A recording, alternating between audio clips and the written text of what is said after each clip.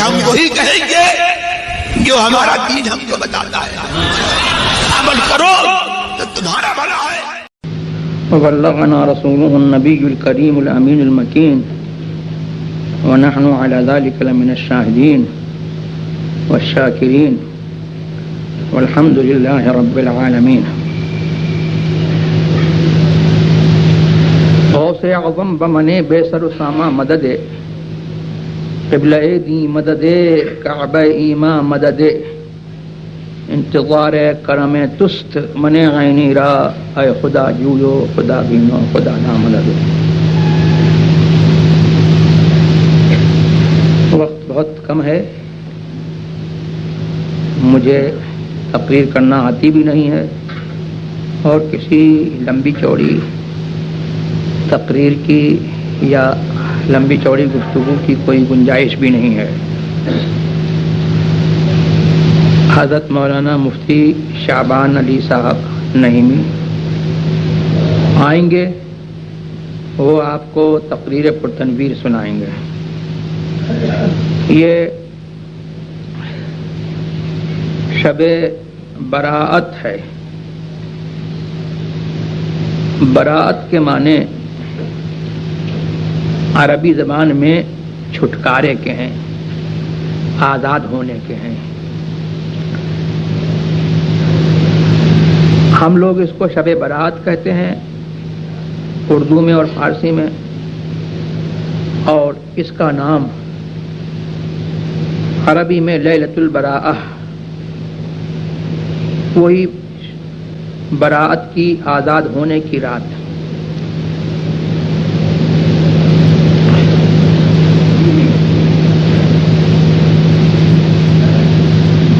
آزاد ہونے کی رات کیا مطلب کیا ہے؟ یعنی دوزخ سے، عذاب دوزخ سے، بلاؤں سے، آخرت کے عذاب سے چھٹکارے کی یہ رات ہے۔ حدیث پاک میں آتا ہے کہ اللہ تبارک و تعالی اس رات میں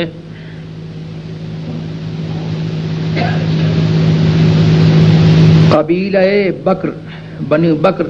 کی بکریوں کے برابر لوگوں کو جہنم سے رہائی دیتا ہے، اور اللہ تبارک و تعالیٰ کے کچھ بندے ہیں جن کو وہ خود اپنے علم سے جانتا ہے کہ کتنے بندے وہ ہیں جن کو اس رات جہنم سے رہائی ملنے والی ہے۔ اس کے لیے الحمدللہ ثم الحمدللہ جہنم سے رہائی جو ہے وہ تو ہم مسلمانوں کا، سنیوں کا، اہل سنت والجماعت کا نصیب ہی ہے۔ حدیث پاک میں آیا کہ ایک جان وہ ہے جو، ایک شخص وہ ہے جو اپنی جان کو اللہ و رسول کی مرضی پر بیعت کر دیتا ہے، بیچ دیتا ہے اپنی جان کو، تو وہ اپنے آپ کو اللہ تبارک و تعالیٰ کے کرم سے اس کے عذاب سے آزاد کر لیتا ہے۔ اور ایک جان وہ ہے جو خواہشات میں، برے خیالات میں، برے اعتقادات میں، اللہ و رسول کی مرضی کے خلاف اپنے آپ کو دنیا میں وہ زندگی گزارتا ہے،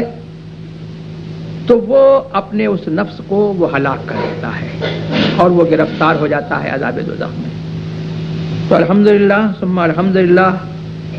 ہم قادری غلام ہیں، ہم نے غوث اعظم کے ہاتھ جو ہے اپنی جانوں کو بیچ دیا، اپنی جانوں کا سودا کر لیا۔ اور وہ سودا کیسا ہے؟ غوث اعظم رضی اللہ تبارک و تعالی عنہ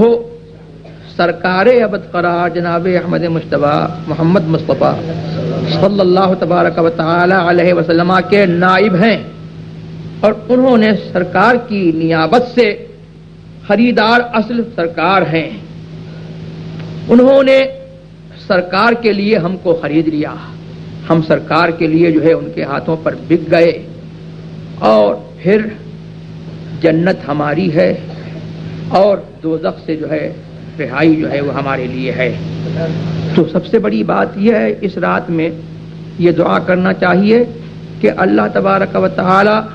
ہم کو ان خوش بختوں میں، نیک بختوں میں رکھے جو مسلک اہل سنت پر، جس کو پہچان کے لیے مسلک اعلی حضرت کہا جاتا ہے، جو لوگ اس مسلک پر قائم ہیں، اور اللہ تبارک و تعالی ہمیں اسی مسلک پر قائم رکھے دنیا میں بھی اور آخرت میں بھی، اور ہمارا خاتمہ جو ہے اسی مسلک پر فرمائے۔ جب اس مسلک پر ہم دنیا میں رہیں گے اور مرتے وقت جو ہے اسی مسلک پر جائیں گے، تو کل قیامت کے دن جو ہے عذاب دوزخ سے رہائی جو ہے ہمارا نصیب ہے، اور جنت جو ہے وہ ہماری ہے۔ اعلیٰ حضرت فرماتے ہیں کہ تجھ سے اور جنت سے کیا مطلب وہابی دور ہو، ہم رسول اللہ کے، جنت رسول اللہ کی صلی اللہ تبارک و تعالی علیہ وسلم۔ تو مجھے بس کوئی تقریر زیادہ نہیں کرنا ہے۔ اللہ تبارک و تعالی نے کچھ لوگوں کی تعریف فرمائی، ان لوگوں کی تعریف فرمائی جو حق پر قائم رہے، ثابت قدم رہے، اور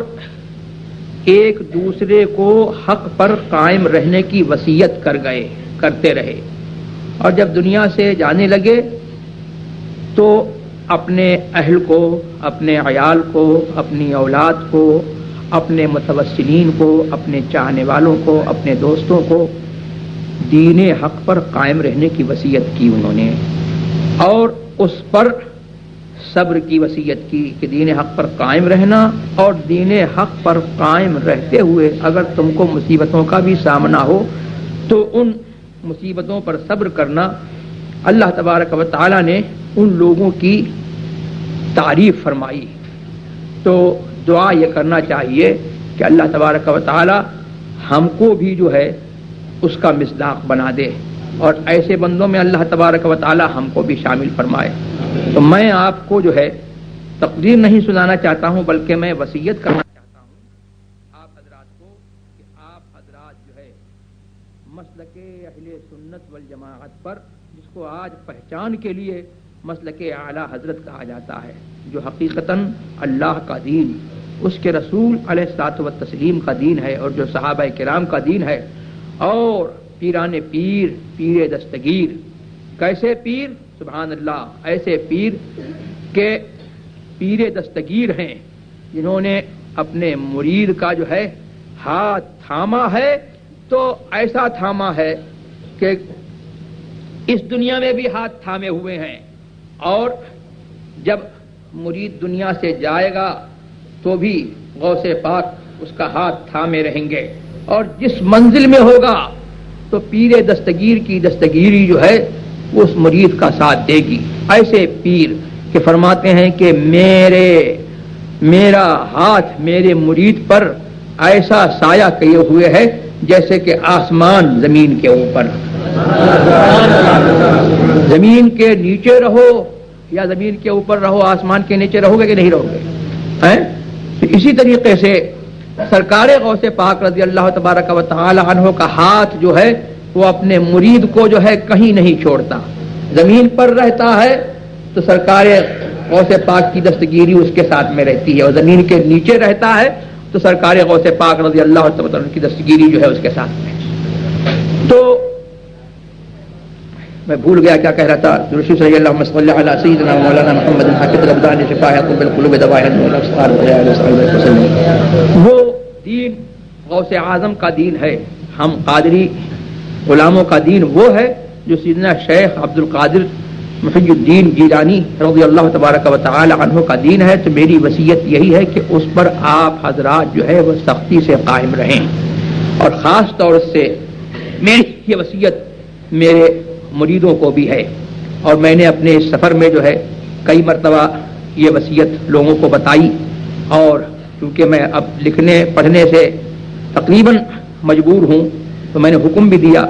کہا بھی، گزارش بھی کی کہ میری یہ وصیت قلم بند کی جائے کہ لوگ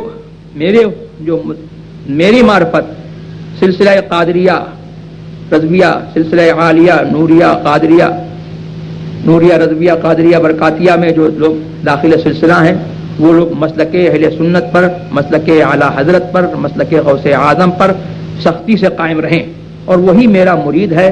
جو اس مسلک پر قائم ہے، اور جو اس مسلک سے منحرف ہو وہ میرا مرید نہیں ہے۔ اور یہی میری وصیت میری اولاد کے لیے ہے، میرے خاندان والوں کے لیے ہے، جس کو